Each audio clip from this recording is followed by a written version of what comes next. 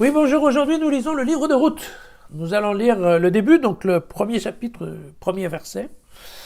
Et nous allons surtout faire une introduction au livre de Ruth. Voilà. Alors, ce livre de Ruth est un peu différent de tout ce que nous avons lu jusqu'à maintenant. Ça ne fait pas partie de la Torah, ça ne fait pas partie des livres vraiment historiques.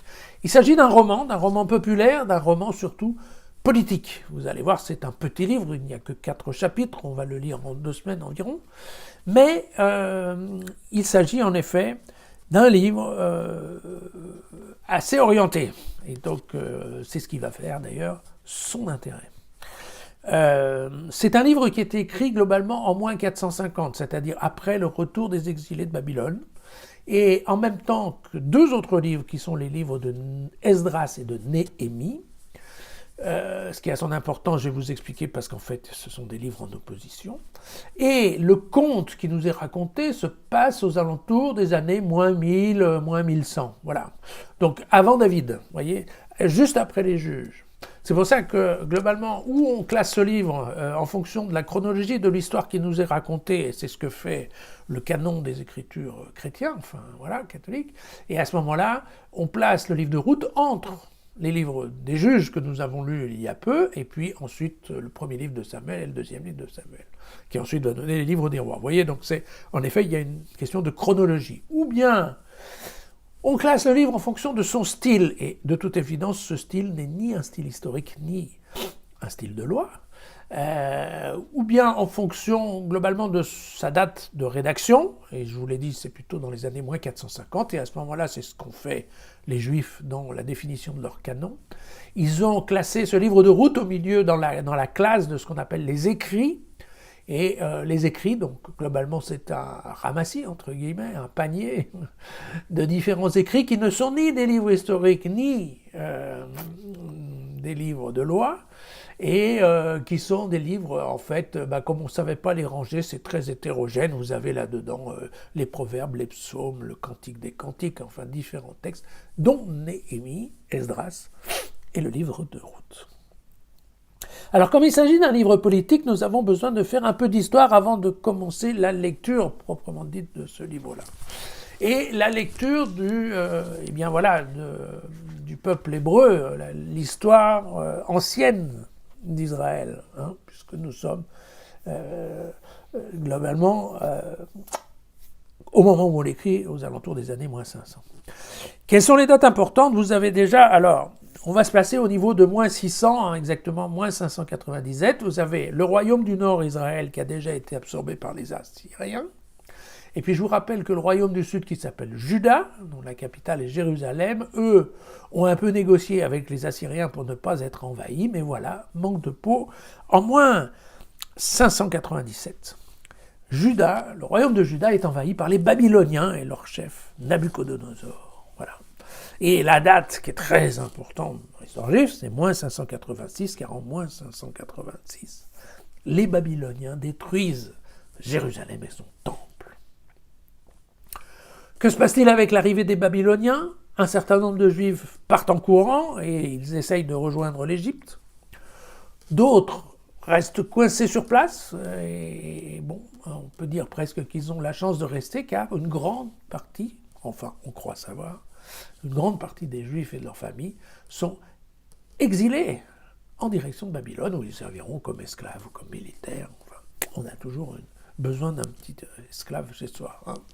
Et donc, c'est ce qu'on va appeler la période de l'exil. Voilà. Alors, cette période-là va durer environ 60 ans, puisque en moins 538, donc vous voyez, moins 540 par rapport à moins 600, eh bien, Cyrus, qui est le roi de Perse, donc aujourd'hui l'Iran, si on veut bien, l'Iran, l'Irak, eh bien, Cyrus va venir et va débarquer à Babylone. Et en arrivant à Babylone, une des premières décisions du roi Cyrus va être de libérer les Juifs qui étaient exilés à Babylone. Alors certains de ces Juifs vont décider de rester parce qu'en 60 ans, on a le temps de s'organiser, de se marier, de vouloir rester sur place. On a refait sa vie. D'autres, au contraire, vont vouloir rentrer. Et là, il y a beaucoup de discussions pour savoir si c'est une grande partie des Juifs exilés ou pas. Enfin bon. L'idée, bien entendu, c'est que dans l'histoire d'Israël telle qu'elle nous est racontée dans les textes de la Bible, c'est que presque beaucoup de Juifs ont voulu rentrer à Jérusalem. Ce retour à Jérusalem va être organisé par un chef qui s'appelle Zorobabel, et puis plus tard, un prêtre qui s'appelle Esdras. Et Esdras, avec un gouverneur qui s'appelle Néhémie, donc, vont organiser la reconstruction et la réorganisation de Jérusalem. Alors, la reconstruction, terme physique, hein, ils vont reconstruire la ville qui est complètement dévastée après le départ des Babyloniens. Et puis, ils vont aussi devoir réorganiser la société et la religion, puisque vous n'avez plus de temple. Donc si on n'a plus de temple, on n'a plus de sacrifice, on n'a plus de grands prêtres. Bon, voilà. Et donc ça va être fait par ce couple qui s'appelle Esdras et Néhémie, qui ont fait leur livre, qu'on trouve évidemment dans la même catégorie des écrits de la Bible. Et ces gens-là, en fait, vont organiser une lecture publique du Deutéronome, donc de la loi, une lecture publique à Jérusalem. Voilà. Et au fur et à mesure qu'ils vont lire la loi, ils vont l'expliquer de telle façon à ce que la société comprenne la loi et l'application qu'on doit en faire. Voilà.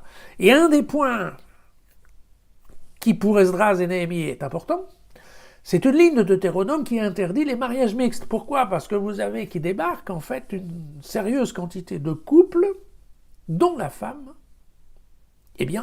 était d'origine étrangère. Puisque c'est ce qui se passe quand on part à l'étranger, en fait, souvent, on épouse une femme du pays. Cette femme n'avait certainement pas la religion juive. Et un des points critiques du Deutéronome, parce que ça correspond à une des peurs, en fait, des gens dans ces années-là, c'est que il y ait une pollution du peuple juif par des gens qui ne sont pas juifs. L'idée, c'est quoi ? C'est bien évidemment, la peur qui vient derrière, c'est que quand vous épousez une femme qui n'a pas votre religion, ou vous maintenez chacun la vôtre, ou bien, éventuellement, la femme va prendre, mais là, c'est discutable. Qu'est-ce qui va se passer ? Globalement, ça va être l'homme qui, éventuellement, ou va arrêter la pratique de sa foi, ou bien va, tout simplement, absorber la foi de son épouse. Et donc, le peuple d'Israël voit ici un risque important de la fin de la religion juive. D'accord ? Et Esdras et Néhémie vont voir dans ce passage de Deutéronome l'obligation de renvoyer les femmes et les enfants qui sont nés en dehors du peuple juif. Vous comprenez que c'est quand même un problème important qui correspond d'ailleurs à un problème social parce que tous ces exilés qui rentrent, ils veulent tous un peu de terre, un peu de travail, un peu de... Voilà. Bien.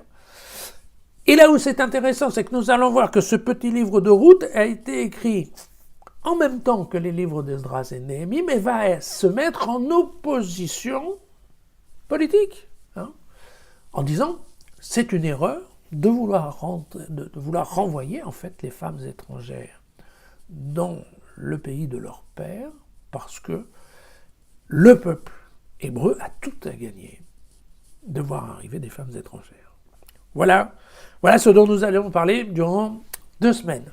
Donc nous pouvons lire maintenant le premier verset de ce premier chapitre. Il y eut une fois, au temps des juges, une famine dans le pays. Du coup, un homme de Bethléem de Juda émigra dans les campagnes de Moab. Lui, sa femme et ses 2 fils. Voilà. Alors, c'est un petit verset, mais il y a énormément de choses dedans. Donc, je m'excuse, ça va peut-être être un petit peu long, mais ça vaut la peine de se pencher là-dessus. Tout d'abord, il faut bien savoir que ce n'est pas la première fois qu'il y a une famille en Palestine. Vous comprenez que, je ne sais pas si vous vous souvenez, mais enfin, Abraham, Isaac, ils ont tous quitté le pays parce qu'il fallait éventuellement trouver à manger autre part. Vous avez, les 2 sont partis vers l'Égypte. L'histoire se répète dans la Torah. Mais donc, typiquement, ça se passe. Vous vous souvenez aussi que dans la lecture des Actes des Apôtres, il y avait un prophète qui avait prévu que Jérusalem allait souffrir d'une famine, et Paul organise une collecte dans les autres communautés pour venir en aide à la communauté de Jérusalem. Bien. Donc effectivement, la famine fait partie des choses que cette région connaît régulièrement. Par contre, et c'est ce qui est intéressant, c'est Moab. Pourquoi cet homme va décider d'aller à Moab? Nous allons voir que ce choix est vraiment un choix difficile à faire pour un juif. Alors, Moab, je reprends ma carte. Moab se trouve ici, c'est-à-dire, vous voyez, à l'est, en fait, de la mer Morte, en face globalement, hein, de Jérusalem. Bon. Vous savez que Jéricho est là, et vous savez que Moab, c'est cette plaine dans laquelle s'arrête le peuple hébreu, après tout son voyage. Et vous vous souvenez que, effectivement, c'est à partir, donc c'est dans la plaine de Moab que va mourir Moïse, et qu'il va être enterré. C'est dans la plaine de Moab que le peuple juif va recevoir le Deutéronome, dicté par Dieu. Et puis, c'est de Moab qu'effectivement, Josué va monter, passer à Jéricho, traverser ici pour rentrer dans la terre promise.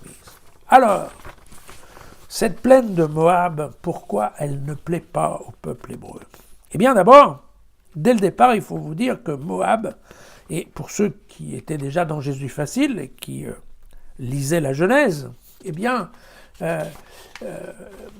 Moab, c'est un fils incestueux de Lot avec l'une de ses filles.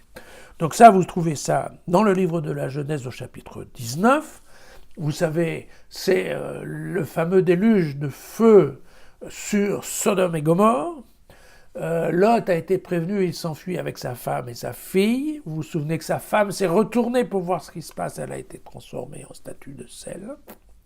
Et puis les deux filles se retrouvent avec leur père, et un de leurs soucis, c'est de se dire, mais oui, il nous faut absolument avoir un fils de telle façon à ce que celui-ci puisse subvenir à nos besoins, car nous allons revoir à nouveau que à l'époque, il était difficile pour une femme seule de survivre en Palestine.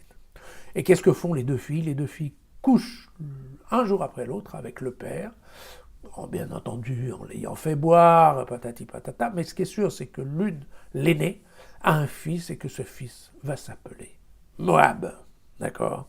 Donc, dès le départ, vous voyez que ce nom de Moab est lié à le scandale d'un inceste, en fait. Voilà. Et ça continue, parce qu'ensuite, quand nous allons dans le livre des Nombres, vous avez au chapitre 22 un moment où il y a c'est quand arrive le peuple hébreu à Moab, eh bien, en fait, Balak, qui est le roi de Moab, a peur du peuple juif. Voilà. Et qui arrive avec Moïse, bien entendu. Et donc, qu'est-ce qu'il fait? Il va appeler un magicien qui s'appelle Balaam. Il l'appelle à la rescousse, parce que ce magicien est connu pour jeter des mauvais sorts, pour maudire. Voilà. Et donc, je vous lis le passage. « Viens donc, je t'en prie, et maudis-moi ce peuple, car il est plus puissant que moi. Peut-être arriverai-je alors à le battre et à le chasser du pays, car je le sais, celui que tu bénis est béni, et celui que tu maudis est maudit. » Donc vous voyez, Moab. Moab est un peuple qui a maudit Israël. Bon. Qui depuis s'en est libéré, mais quand même, c'est pas très sympa. Il y a pire encore, quand on continue dans le livre des Nombres et qu'on arrive au chapitre 25, je vous lis le premier verset du chapitre 25. « Israël s'établit à Chittim, et le peuple commença à se livrer à la débauche avec les filles de Moab. Elles invitèrent le peuple au sacrifice de leur Dieu. Le peuple y mangea et se prosterna devant leur Dieu. » Voilà, nous y sommes. La fameuse pollution religieuse par le biais des femmes. Prophète Amos n'est pas tendre non plus avec Moab. Et là, c'est un autre sujet qui n'a rien à voir, c'est à cause de son comportement avec le cadavre du roi d'Édom. Vous savez, c'est une autre population qui n'est pas très loin. Là encore, je vous lis l'extrait du livre d'Amos au chapitre 2. « Ainsi parle le Seigneur, à cause des 3 et à cause des 4 rébellions de Moab, je ne révoquerai pas mon arrêt, parce qu'il a brûlé à la chaux les os du roi d'Édom. Je mettrai le feu à Moab et il dévorera les palais de Kérioth. Moab mourra dans le fracas, au cri de guerre, au son du corps, de son sein, j'extirperai le juge, de tous les officiers, je les tuerai avec lui, dit le Seigneur. » Quand même. quand même. Alors, en fait, c'est cette haine un peu accumulée qui va donner lieu au fameux passage du Deutéronome dans le chapitre 23 et au verset 3, concernant Moab, justement. Le bâtard, on est bien d'accord, Moab est un bâtard, puisqu'il est en fait le fils d'un inceste. Le bâtard n'entrera pas dans l'assemblée du Seigneur, même la 10e génération des siens n'entrera pas dans l'assemblée du Seigneur, jamais. L'Ammonite, donc les fils de Ammon, et le Moabite, les fils de Moab, n'entreront dans l'assemblée du Seigneur. Même la 10e génération des leurs n'entrera pas dans l'assemblée du Seigneur, du fait qu'ils ne se sont pas venus au-devant de vous, avec du pain et de l'eau, sur votre route à la sortie d'Égypte, et que Moab a soudoyé contre toi pour te maudire, Balaam, voilà, le fils de Béor, de Pétor, en Aram des deux fleuves. Donc vous comprenez bien qu'à cause de ce rejet, de cette malédiction, en fait, qu'a envoyé Moab dans le temps aux Juifs, eh bien, vous voyez que la punition est permanente, et vous comprenez que, de fait, et cet extrait va être intéressant pour comprendre ce qui va se passer avec la fameuse route, mais vous voyez que typiquement Moab n'est pas vraiment le meilleur choix pour aller s'expatrier. À demain.